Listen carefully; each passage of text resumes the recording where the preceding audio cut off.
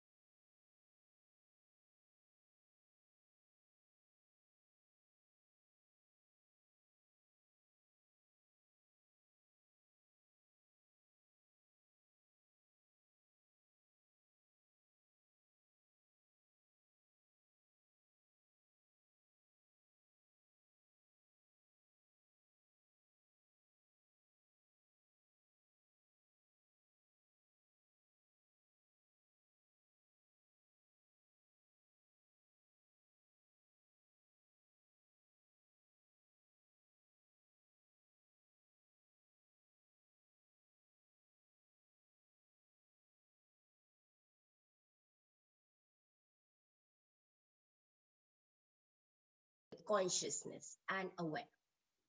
So decoction, as you have known, that it is actually made up of the herbal material.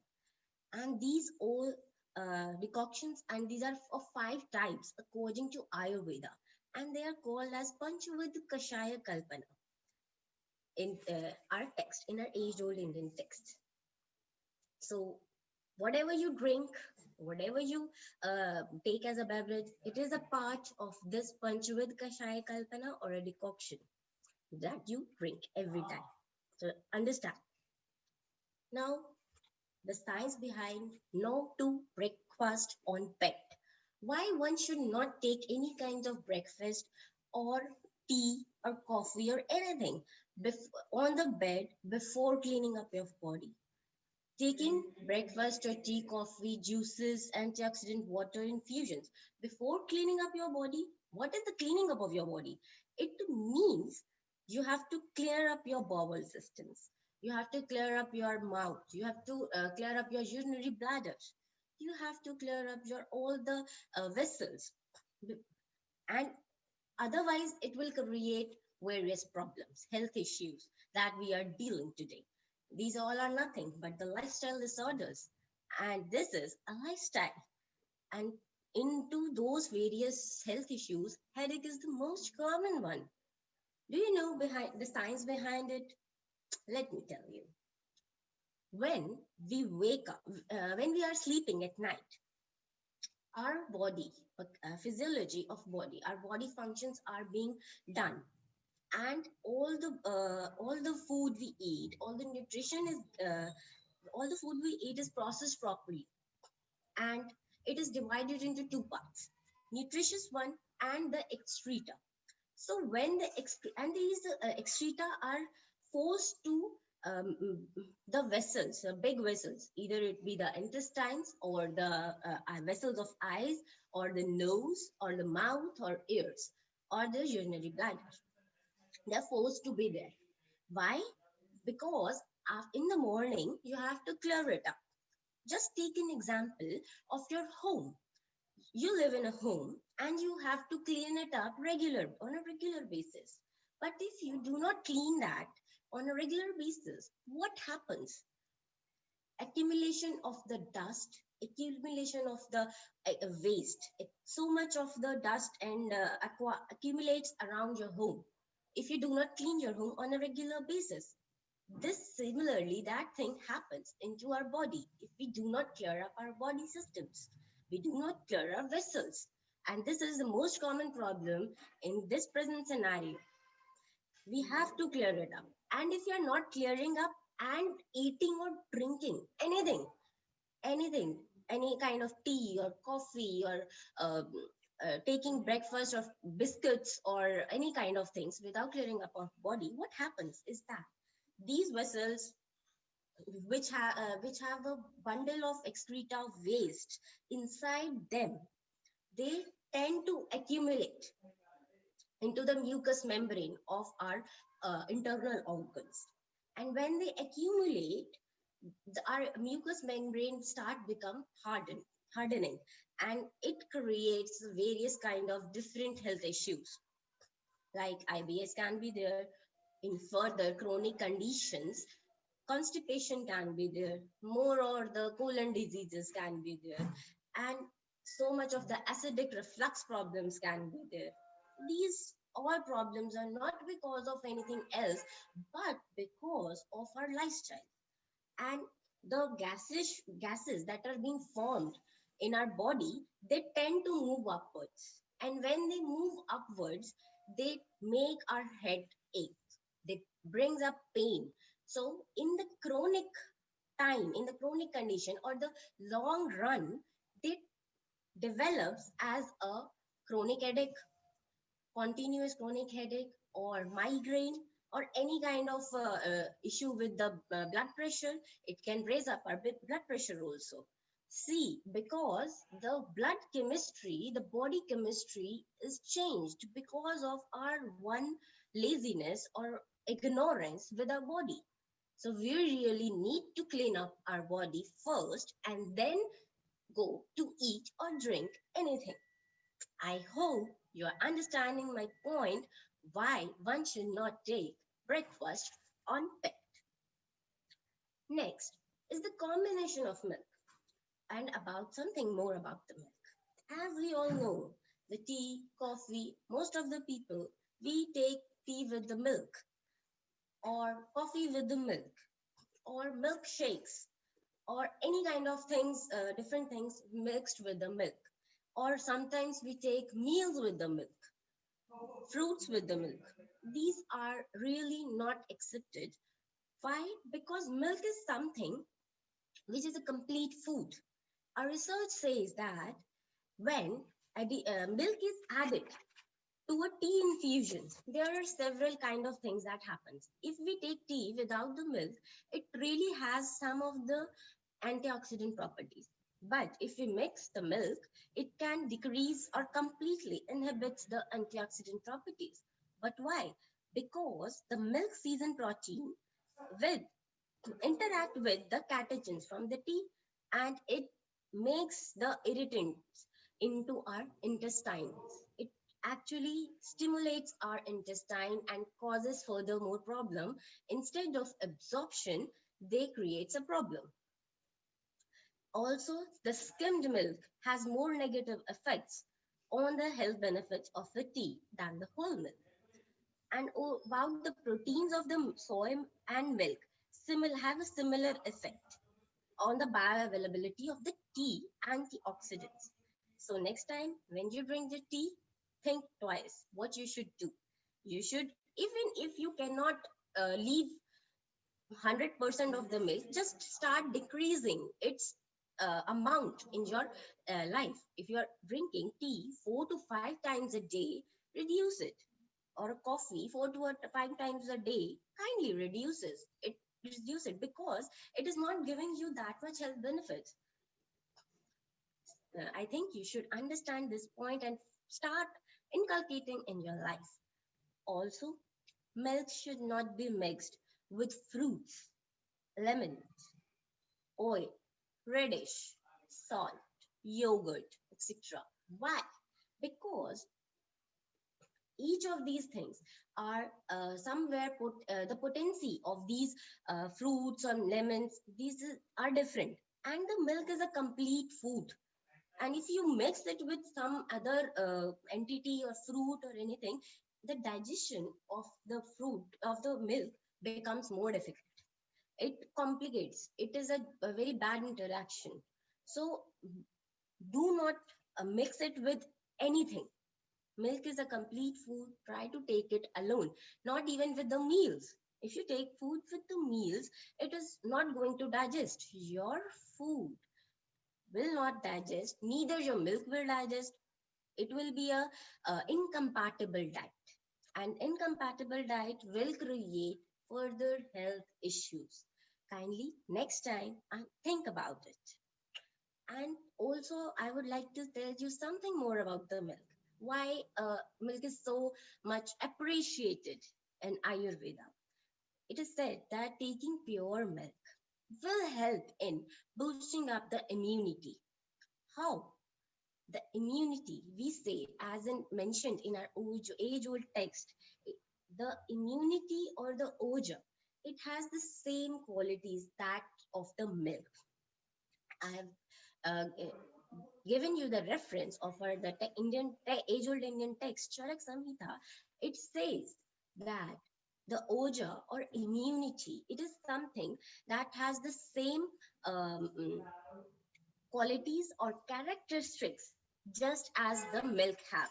So when you are taking milk, a complete pure milk, it will actually enhance your immunity. What is oja actually? Oja is something that brings up the life, that is responsible for continuation of life, and it maintains the proper immune system of our body and gives us stability. The 10 gunas or 10 qualities of milk, according to Ayurveda, are it is swadu or madhur, means sweet. You don't need to add any other sweeter inside the milk. It is sheath or cold. It gives very much cold. The potency of the milk is cold. It is mridu, means soft. You whenever you will drink milk, you will feel it the softness of the milk, and it can make anything soft. Next is snigd, means untouchous or oily. The fat content of the milk is enough in it. So you don't need to add anything else. Even the clarified butter comes out of it. Then it's Bahal. What is Bahal? It means it spreads into the minute channels. Our body, we know that we have various minute and a big channels. So this guna, this characteristics of milk helps to make the nutrition reach each of the channel, minutest channel, and to each of the cell of the body. Then Shlakshan. Shlakshan, what do you mean by Shlakshan? Is smooth. It's not rough, it's smooth. The texture of the milk is smooth. Guru, it is heavy. So it makes that is why it is really necessary to drink milk alone, as it's heavy to digest and it takes time to digest. Then man, it brings stability in us. It brings calmness. And last is the prasan, pleasant. Wherever you feel calmness and all these things, you will always be pleasant. You will always feel good after drinking milk. That is the pure milk. So also in further, they have told that oj is same. The qualities of oj are similar to as the milk, the immune system, and that is why milk is considered as rasayana. Rasayana is the immunity booster, rejuvenator. So I think you now understand the importance of milk and the importance of taking it alone and not with the combination of milk and a combination of meal. Next, drinks of different seasons. Now, we have various seasons here, but in specific two seasons, summer and winter, there are different kind of drinks. Why? Because of the temperatures. In summer, it's really hot out there. So what is the most good thing to drink? Water, of course. Then the fruit juice. We call it as swaras, but the fruit juice should be unsweetened. You should not add extra sugar or extra sweetener to your fruit juice. Also, The quantity should be really the not more than half glass. Only the fresh juice is okay, because your juice already contains much of the sugar and it is really heavy to digest also. So you must understand the fact not more than half glass of juice is enough required. It's enough. Buttermilk, it's a really good beverage to drink in the summer afternoon. Then cold infusions like shikanji or lemonade. These infusions are really good to soothe the body in the summer season. And the coconut water, it's a bliss, really. And you know it. It's such a bliss that it brings so much soothness and so much calmness and so much of the cool pleasantness into our system in the summer season. And in the winter, what kind of drinks in the winter? Lukewarm water. Of course, water is the necessity. That is why we should save water. And tea, as told you before, coffee, but not in that much amount. Take it's only 1 cup a day. It's enough. And the warm milk. You should always boil the milk. Don't drink like only the cold milk. No, you should warm it. And while you are having warm milk, you can have only milk. That is okay. No unsweetened milk. Also, you can add turmeric, 1 to 2 pinches of turmeric along with boiling. While boiling the milk, you can put 1 to 2 pinches of turmeric. It's also a a very good immunity booster. Number two, 1 piece of cardamom can be added while boiling. So these two milk type of milk, turmeric milk or cardamom milk, can be drank. It has no kind, not a contradiction in the milk, because they will enhance the digestion process and increase the immunity. And only milk, but try to drink unsweetened milk also. It is important to drink unsweetened milk because the milk is already having the quality of sweetness. Next is the amount of tea, coffee. It's very important. Whenever you are making a tea, according to new science, the herb water ratio should be 1:2. That means 1 glass of water, 1 part of herb or 1 teaspoon of herb, it's okay, and reduce it to half. Boil it and reduce it to half. Half glass is enough for you. Not more than that. Half glass is enough for you for one time. And you should drink it immediately. Should not keep it for a long time, as keeping it for a long time can make it totally decomposed or totally perish the qualities. You will not get the proper nutrition of that tea or whatever you are drinking, as also it is easy to digest at this time. Otherwise it will be cold and it will not be that much beneficial for your health. And there are few instructions for eating also. Few instructions, not much, but yeah, few instructions is there. Try to eat after sunrise and before sunset. Why? Because uh, after sunrise, the sun is glowing all over, and our channels inside us are also open, as whatever is in the environment lies inside us. So the sun is the major source of energy, which gives us energy for all the functions and for the digestion also. Our all the systems work very well at this time.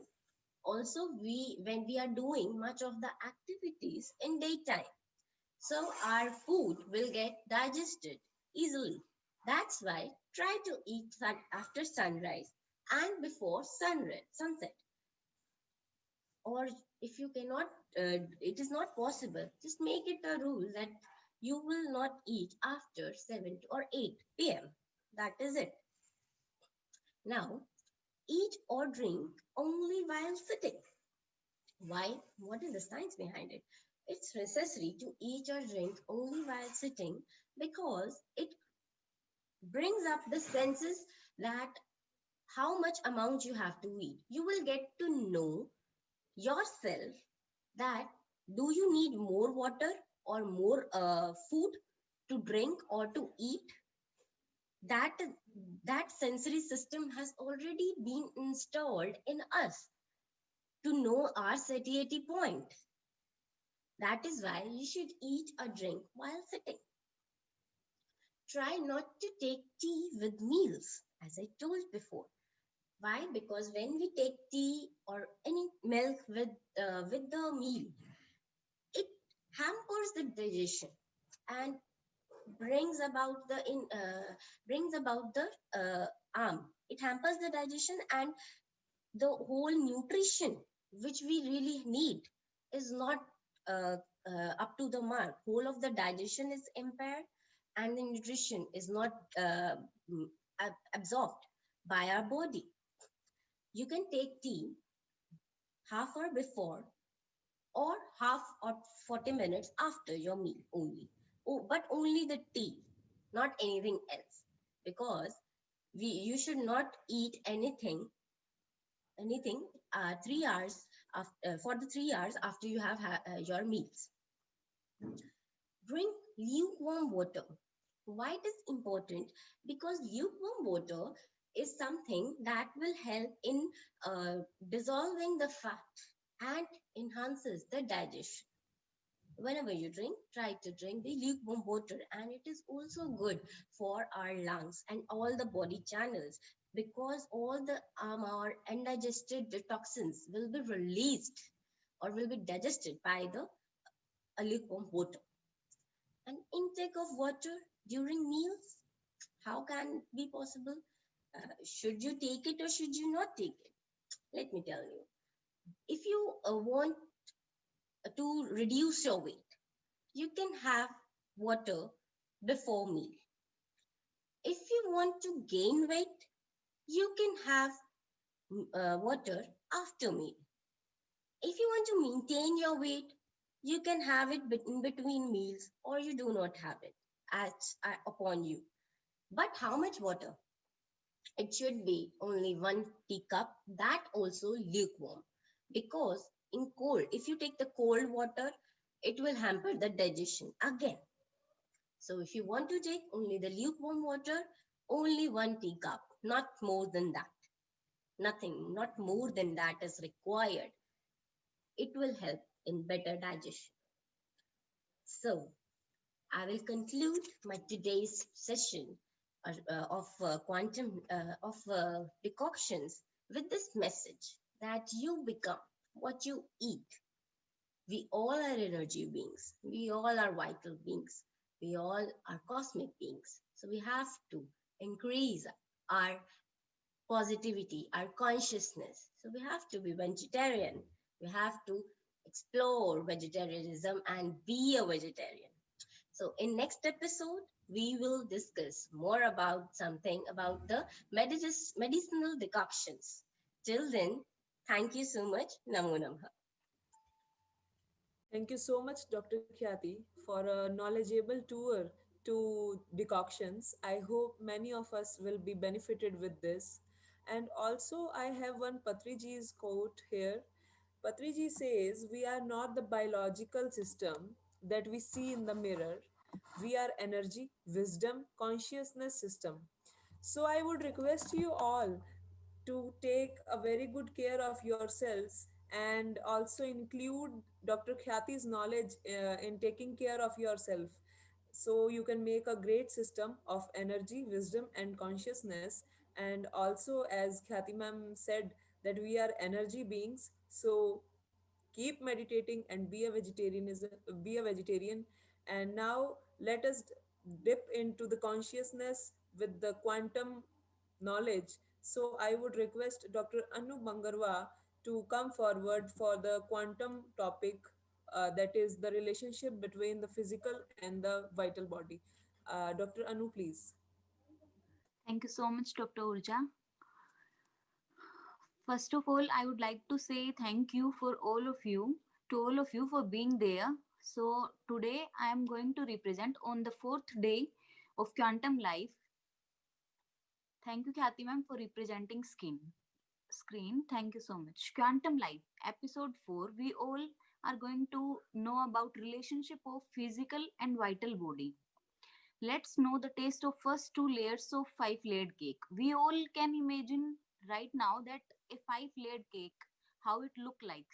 So here we have a image on screen. So we can see if we can correlate both the thing, the five bodies of consciousness. We all know that there is a level, there are some points on our body that is, we can say, at the upper level bliss, the supramental intellectual level, the mental level, the vital body. Here comes the vital body, and again the physical body. So the five bodies or five layered cake. We can correlate the both the images right now. So how it look likes and how the things are there.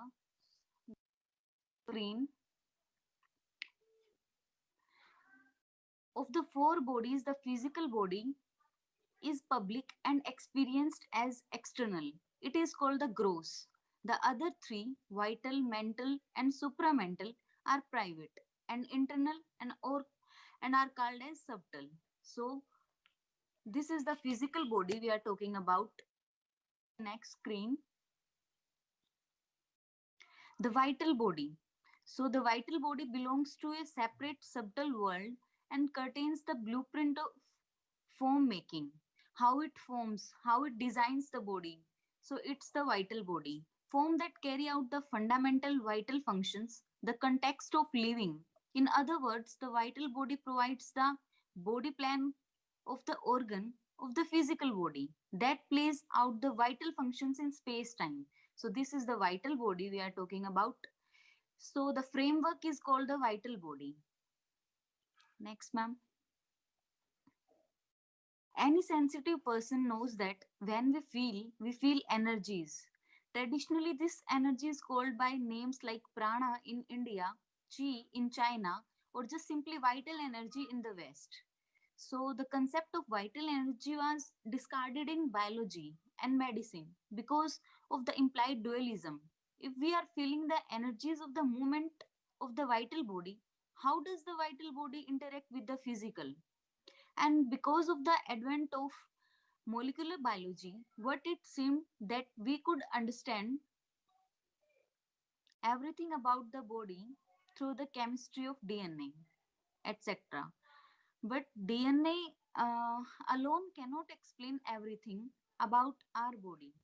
Some aspects of healing. So this concept of vital energy is well explained. So, talking about DNA alone cannot explain everything about our body.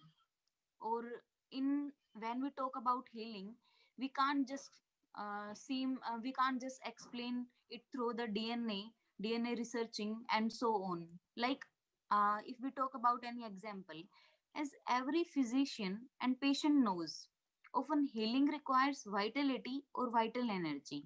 So here I want you to all assume a conversation between a doctor and a patient. So doctor want the patient to get rid of his disease. So there is a mutual understanding going on between the doctor and the patient. That's necessary. But healing requires vitality or vital energy. Vital energy is not the product of body chemistry. Chemistry is local, but the feelings of vital energy, the feeling of being alive, is quite non-local. So here is a big difference between local and non-local. But where does vital energy come from, if not from the movement of a non-material vital body? So this is the point of discussion. Going to the next slide, please. For example, let's talk about fear. Fear, fear क्या है? Fear, what is fear? So fear is a feeling that is connected with our survival instincts.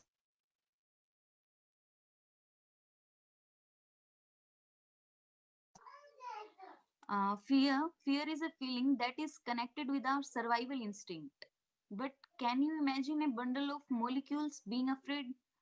Molecular behavior can be explained completely within physical laws. Like so many researches have been done to understand the molecular behaviors, how they are working, how they in the physical laws we can understand all these things without giving them the attribute of fear. Fear is vital body movement that we feel and concomitantly a vital program to help consciousness guide the cells of a physical organ to carry out appropriate vital functions in response to a fear producing stimulus. So although this is fear we are talking about, nextly, Rupert Sheldrake's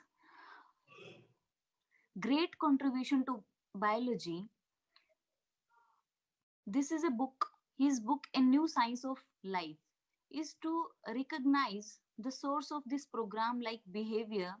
So Sheldrake introduced non-local and non-physical morphogenetic fields into biology to explain the program that run biological morphogenesis, physical form making for biological beings. We all know that these are the things we all have to study about these. Firstly, going through that. So Sheldrake here introduced non-local and non-physical morphogenetic field into biology to explain the program that run biological morphogenesis. Physical form making for biological beings. That's biological morphogenesis. This is to say that we all are born as one called embryos, which then divide, making identical replicas having identical DNA and genes. But cellular functioning depends on the protein in the cell makes. Potentially, all cells can make all the proteins, but they don't. How does the cell know where in the body it is or to which organ it belongs? The answer smacks of non-locality. Sheldrake boldly suggested that the program of differentiation of organ functioning require non-local and hence non-physical morphogenetic fields. So Sheldrake said so many things about the morphogenetic field that is that requires non-local morphogenic genetic fields. So again, the vital body is the reservoir of morphogenetic field, the blueprint of form making. The job of the physical body is to make representations of the vital bodies, morphogenetic field. So we all know that the physical body is just physical body. There are so many things other than this physical body we all know. So here we can say that the physical body is just to make representations of the vital body's morphogenetic field. We can dictate the morphogenetic fields. The job of the representation is to perform functions of living, maintenance, reproduction, and so on, the other things going on. The job of the vital blueprints is to help program the physical for carrying out the biological functions. So these are the vital blueprints we are talking about, and the other, the body's morphogenetic fields. Again, going to next slide. So the vital body, physical vital body, these are separate things. So the vital body is needed. It has the original blueprints, the morphogenetic field that the physical body's organ represent. Once the representation are made, the blueprint help run the program that carry out the functions of their organ representation. Where the organ reside, where it going to subtle down, the representation maker or the programmer is consciousness. The consciousness is here to decide, is going to program the things, how the organ going to function, how everything is going way by way on their own steps. Though here consciousness uses the vital blueprints to make physical representations of its vital functions that are codified in its supramental body, a body of laws and archetypes. When consciousness collapses a physical organ to carry out a biological function, it also collapses the vital blueprint. So there is a little disturbance in consciousness, everything is going to be collapsed down. So this is a vast topic. Here is the consciousness playing a vital role.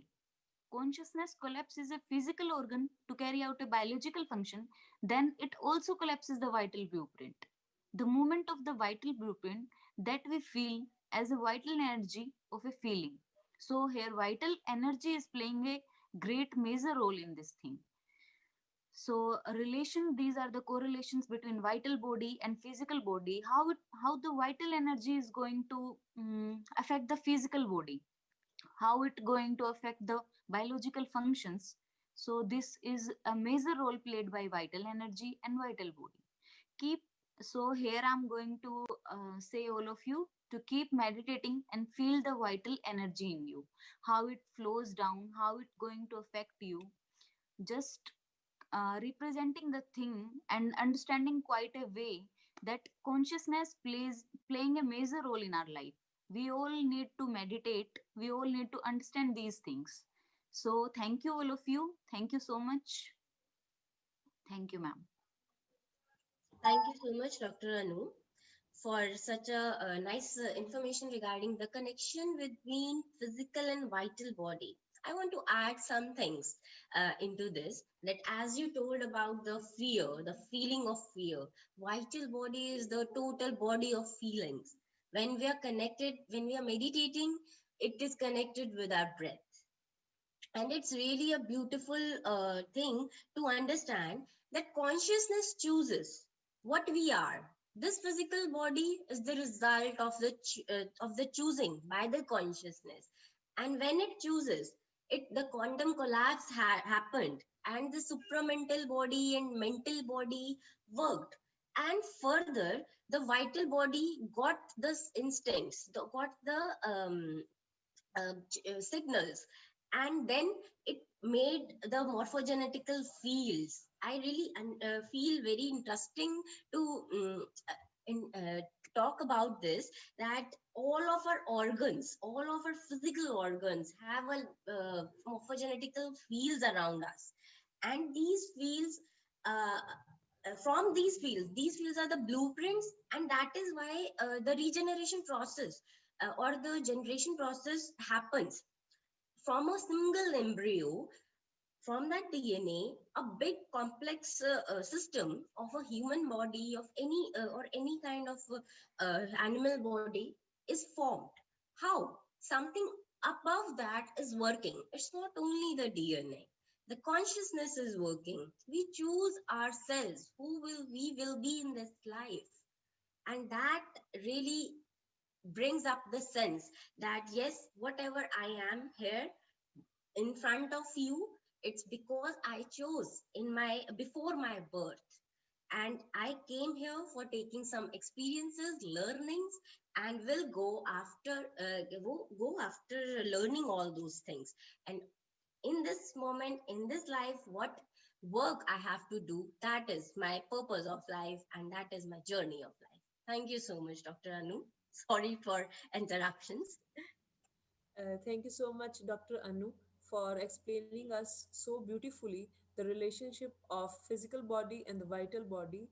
And also a very dear thanks to Dr. Khyati for explaining us the cycle of the experiences and learning, and why we came to this world and the purpose of coming to this world. Thank you so much, ma'am. And also I have one quote of Buddha quote. I have one Buddha quote. Buddha says, your thoughts affect your emotions affect your decisions, and your decisions affect your life. So the basic thing is your thoughts. Control your thoughts, be positive, and be filled with your good thoughts and positive thoughts. And now I would request Dr. Pooja Shoran to come forward and share the knowledge of pyramid water with all of us. Please, Dr. Pooja. Hello, all beautiful souls, and thank you so much, Urja, for inviting me. My name is Pooja Shoran. I am a Bachelor of Ayurveda, Medicine and Surgery final year student from National College of Ayurveda, Haryana, India. And today I'm going to talk about the topic pyramid water. So let's begin. I'm sharing my screen. It will take a few seconds.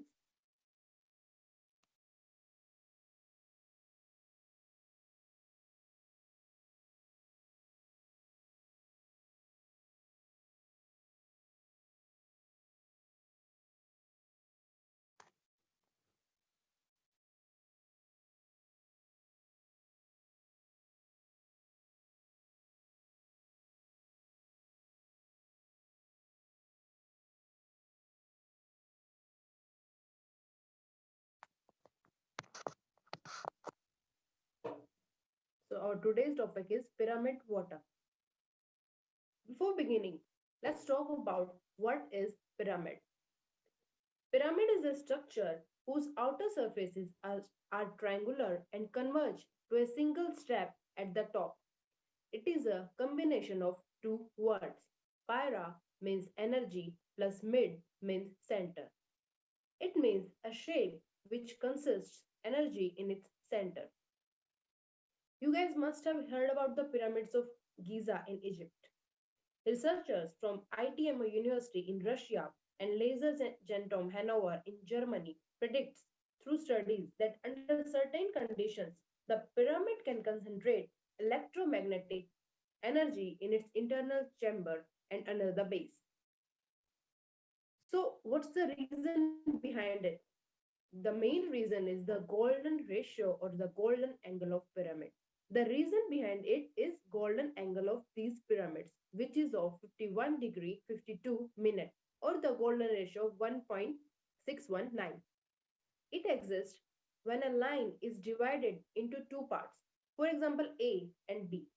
The longer part, that is A, divided by the smaller part B, is equal to the sum of A plus B divided by A, which is both equal to 1.618.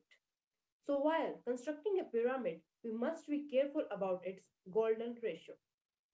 So now let's come to our main topic of today's discussion, that is pyramid water. Pyramid technology is indeed far more advanced than we ever realized and has the power to completely transform our planet as well as our own lives. The only thing holding us back was that our own science had not yet progressed to the point where we could identify and understand such a high technology. I realized that pyramids were indeed the most stunningly advanced technology ever built on Earth. But the time is changing now, and thankfully, many researchers and experiments are conducted over time to understand the power of pyramid. And you will be glad to know that their results suggest that pyramid technology and its offshoots could save the world and substantially improve our physical, mental, and spiritual health along the way. In addition, these results tear the roof of everything we thought we knew about our bodies and about science in general. The more you learn about it, the more wonderful the implications become.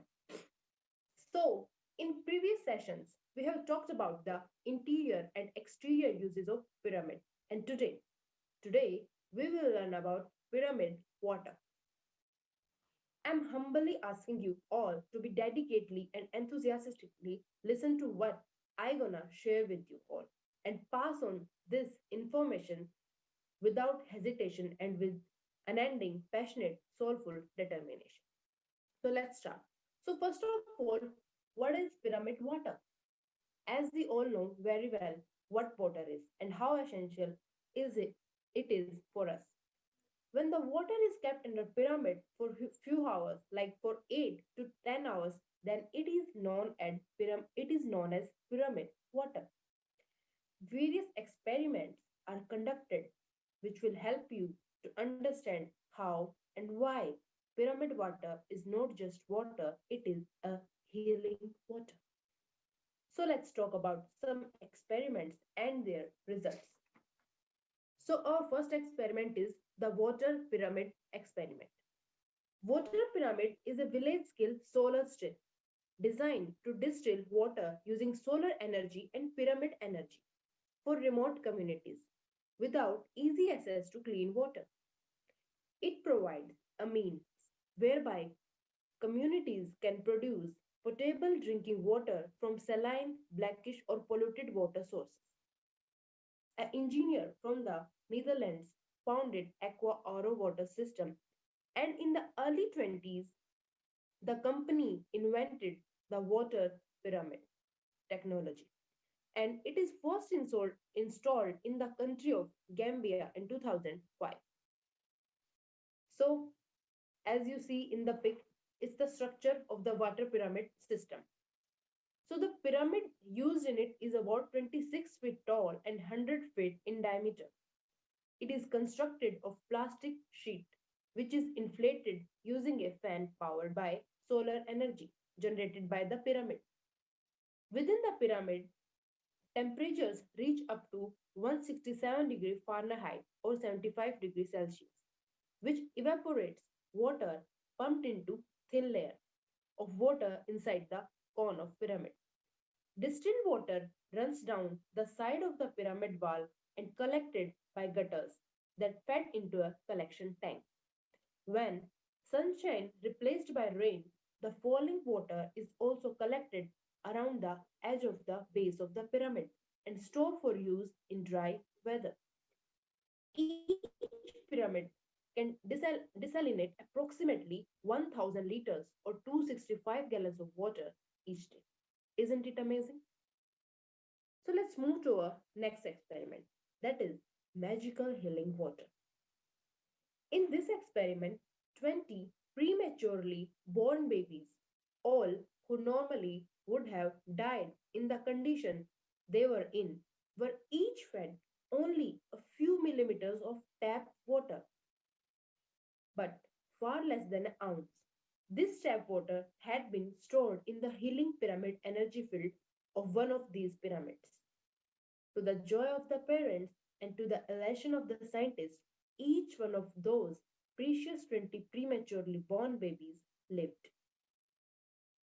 What may even be more astonishing and to many of us shocking than the fact that humanity on earth now undoubtedly has a free energy or power which can possibly heal everyone and everything on earth.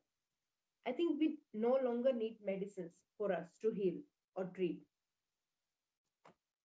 Our next experiments are: a municipal administration built pyramid over a well, and surprisingly, after it, strontium and heavy metal polluting the well water vanished quickly.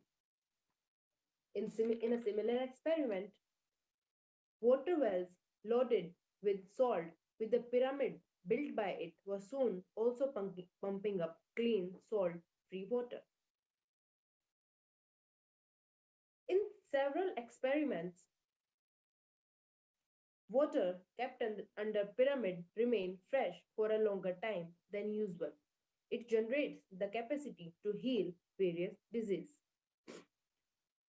So, the pyramids have the capacity to protect us from hurricane, tornado, typhoon, and bad weather big storm. Russian scientists using especially sensitive military sensing equipment similar to radar called a military locator tested the 44-meter high Russian pyramid. They found a 500-meter wide column of energy around the pyramid in a circle, going straight up and down, more than 2000 meters tall, as well as an also much bigger 300-kilometer wide circle formed around it. This, this 300-kilometer healing pyramid power energy field deflected all hug storms and severe weather conditions, causing them to go around rather than pass through this area for a protective radius of 300 kilometers, forming an almost 200-mile natural protective bad weather shield. So it's concluded that pyramid is a natural protective bad weather shield for us, and we can use it to protect ourselves from natural disasters like hurricane, tornado, storms, etc.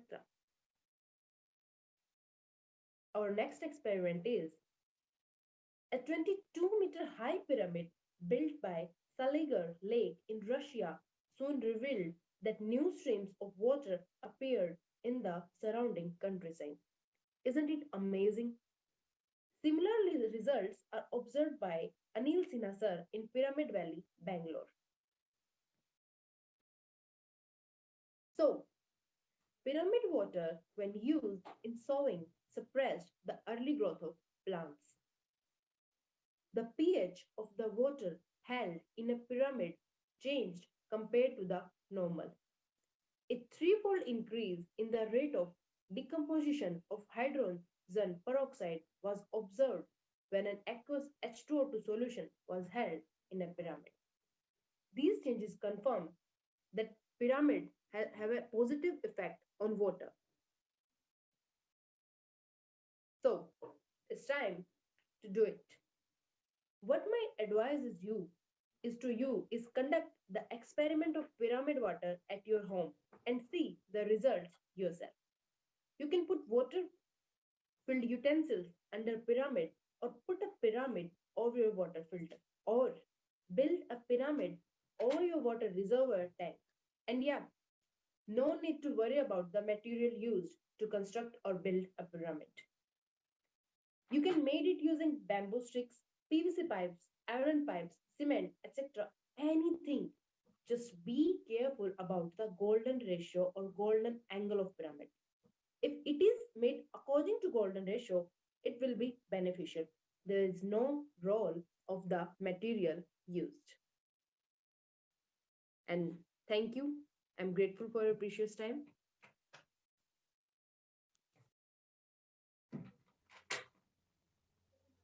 Thank you so much, Dr. Pooja, for sharing us the knowledge of pyramid water. Also, I have here Patriji's quote that Patriji says, "Today's age is pyramid age. If we travel in our meditation to the other galaxies and visit the other galactic civilizations and communities, we will find pyramids everywhere." And now I would also like to introduce you all to the swag movement. Swag is Save Water and Go Green. It is a global initiative by Pyramid Spiritual Societies movement. The main mission is to improve the environmental quality and condition of our Mother Earth by partnering with community and group leaders.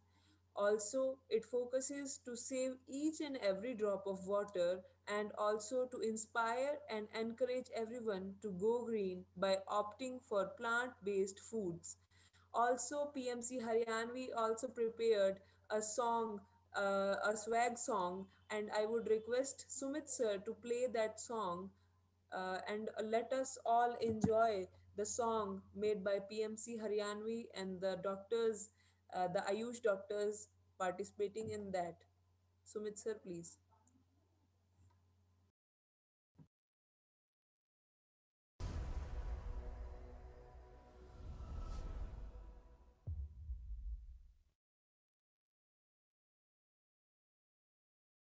Our PSSM has started a new program called as SWAG.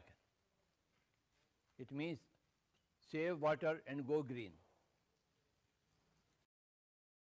S for save, W for water, G for go, and another G for green. Save water and go green, my dear friends. We should not waste water. We should always be very, very careful in conserving our water resources. Let us not waste a drop of water. Every drop of water should be utilized properly. Every drop of water should be used in the best possible way. If you are wasting water, then you are contributing to the poverty of the nation. If you are conserving water, every drop of water, you are conserving the nature and you are making the nature prosper. We have to conserve water. Whenever you are seeing an open tap, please close it. Let not the water go waste. This is called as save water. And then go green. Plant trees. Everybody should plant trees. That is the most important activity for a man, for a human being, to plant trees. We want a very green planet, not a dry planet. And for plants, water is required. If there is no water, there is no greenery. There are no plants. These are the two important activities for a human being. You have to save water and you must see that everything is green. You must plant trees. While we are enjoying the trees planted by others, we should also plant trees. Everybody is forgetting this point and they are not planting trees at all. Why can't you plant trees? Why are you not aware of that fact? That you must plant trees every day. And always, every minute you must be aware of wasting water, and you must never waste water. Water is a very, very precious commodity. It is a divine commodity. And if you plant a tree, plant a seed, sow a seed, you are making it green.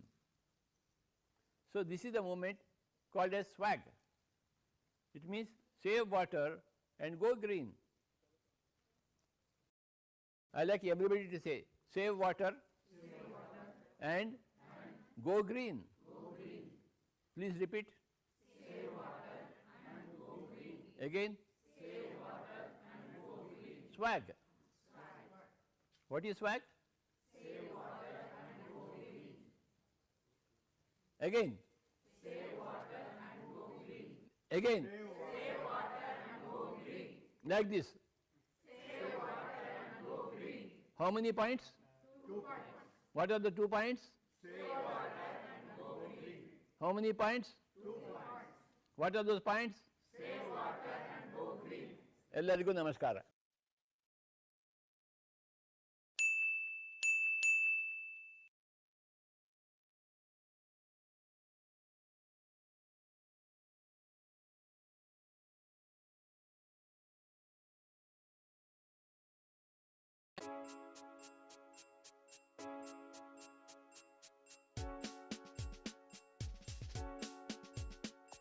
Without meditation, life is dead. If no meditation, no awareness. If no meditation, no awareness. Without meditation, life is dead. Without meditation, life is dead. If no meditation, no awareness.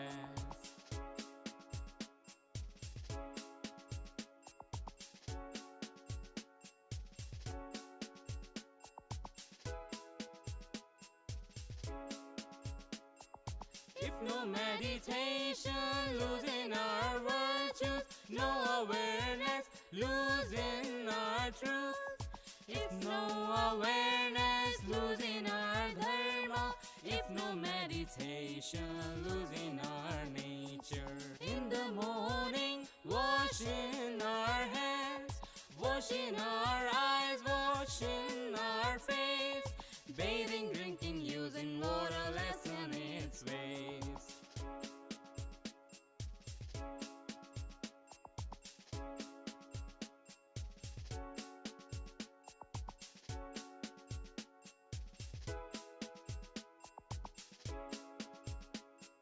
Be aware of your daily practices. Be aware of your life practices. In the evening, washing our clothes, washing cars, washing fruits, washing vegetables. Must be careful while using water. Must be careful and save water. Saving the water will save our earth.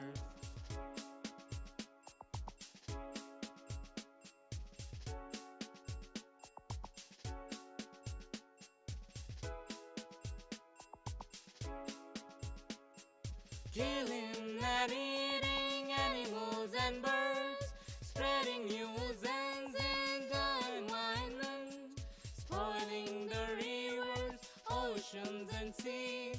Please stop all this, it's an appeal.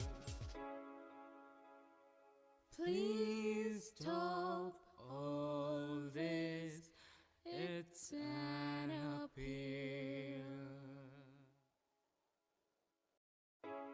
Stop this. Please stop this. Sustain natural resources of water, mini plants, and big trees, and our family members giving vitality. Natural pranic healing, chi energy, the soul of Mother Earth.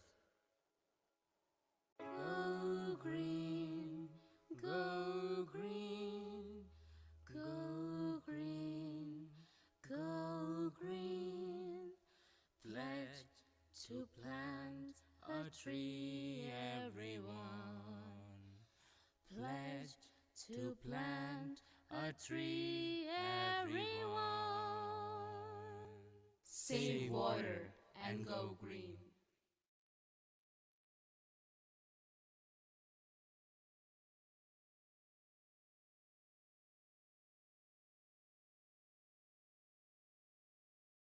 Thank you so much, Sumit sir, for playing the song and also introducing the Patriji's message regarding the swag movement. And also, it gives me immense pleasure to announce that soon we are also launching our second song named We Are Not Synthetic Beings. So, you all are requested to stay connected with the PMC Haryanvi channel for our second song, and I hope you will also like the second song and you will give all the love and support to the second song as you have given to the first song. So now I have some questions from the today's session, and I would request Dr. Khyati to answer the questions as I've got the questions from today's session. So first question is that you spoke in your presentation in the starting as well as in the end that we should be vegetarian and we should promote vegetarianism and we should not eat the animal beings or anything like that. So, what's the reason and why one should be vegetarian? Thank you so much, Dr. Urja, for a good question it is. And vegetarianism, we are spreading it all around. Why? It is necessary to know that when we are eating non-veg or meat, what are actually we eating?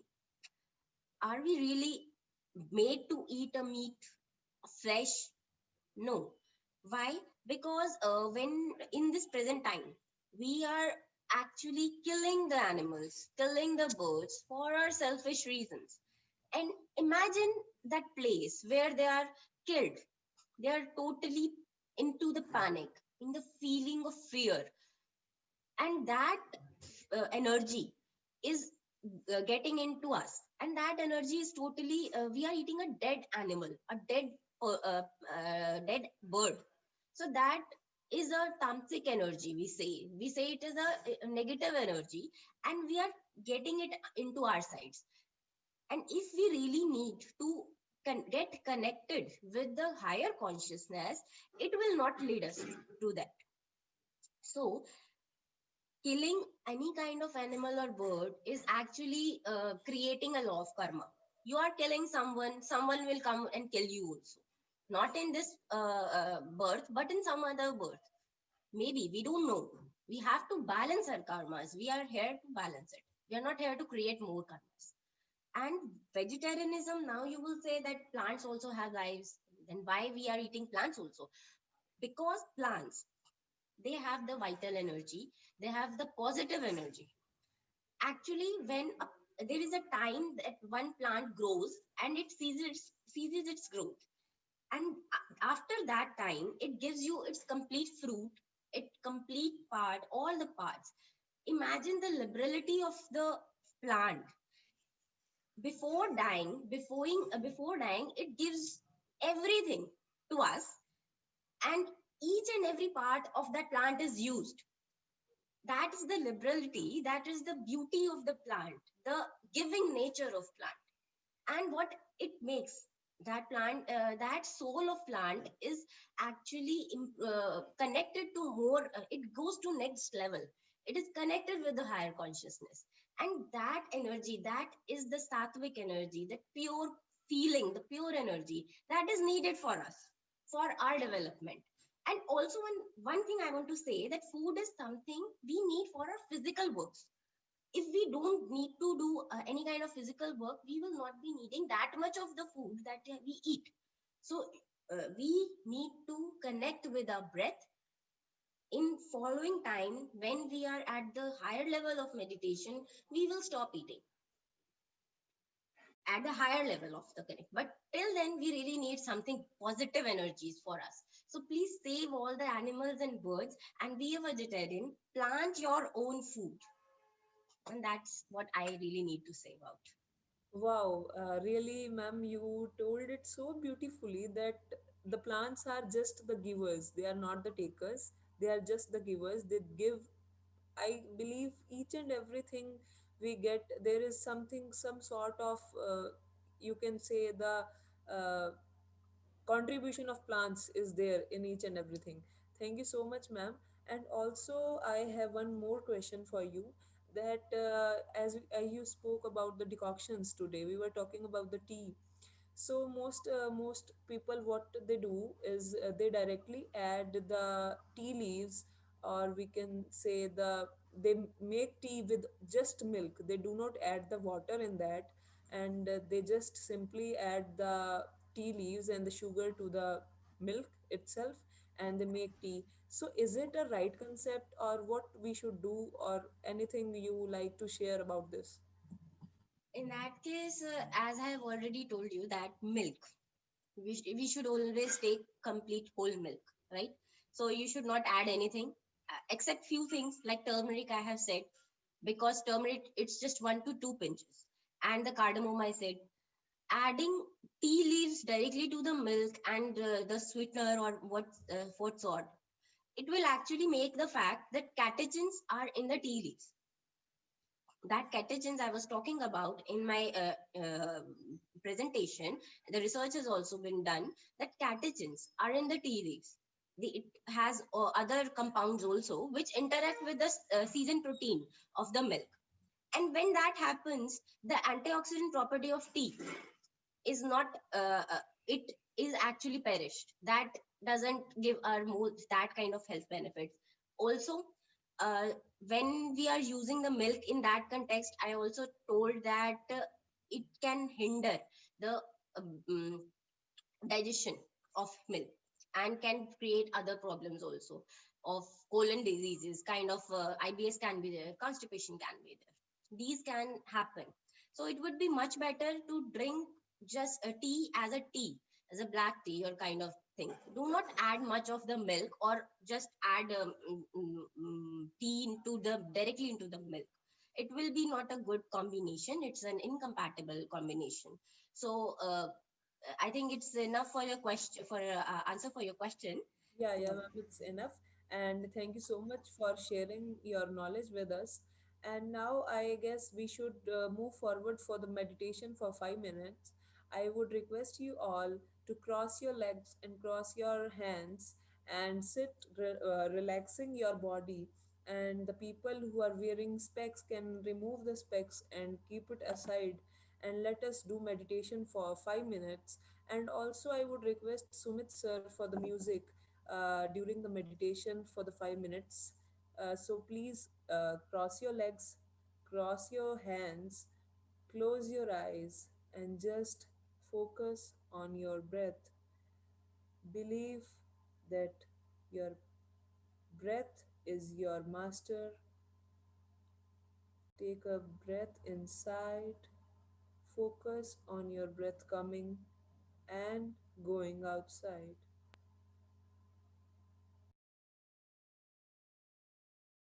Feel the positivity coming in and the negativity going out.